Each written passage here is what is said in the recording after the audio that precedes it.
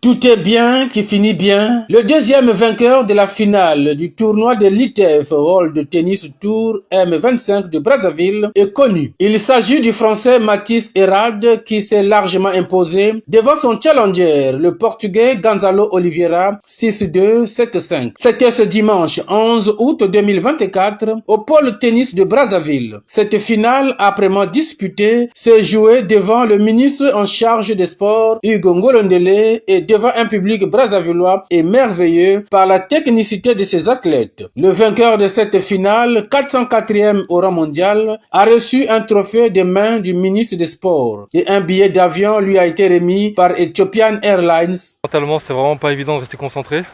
Je me suis forcé à rester au présent, pas penser au futur, ne pas penser au fait que j'allais peut-être gagner le tournoi. Donc en fait j'étais très stressé, ça se voyait pas mais j'étais vraiment stressé. Et le fait de gagner, ça m'a vraiment délivré. C'est pour ça que j'ai crié comme ça, parce que ça montait pendant tout le deuxième set, j'essayais de rester concentré.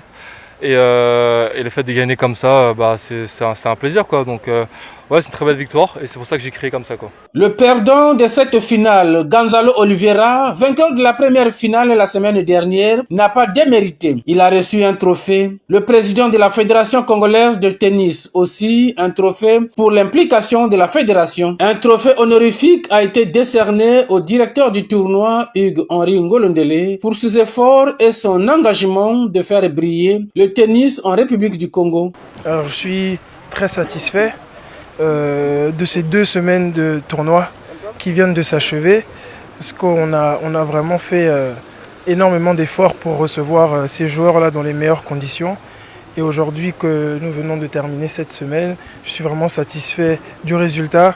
Je pense que le public aussi, les joueurs sont satisfaits, le staff, et donc c'est vraiment une belle réussite et le pari a été gagné. Alors nous, l'objectif c'est de toujours aller un peu plus haut, plus loin, c'est-à-dire d'accueillir ici au Congo des compétitions plus prestigieuses encore que celle-ci et d'attirer des joueurs encore plus classés dans le classement ATP et l'objectif c'est de faire briller le tennis ici au Congo.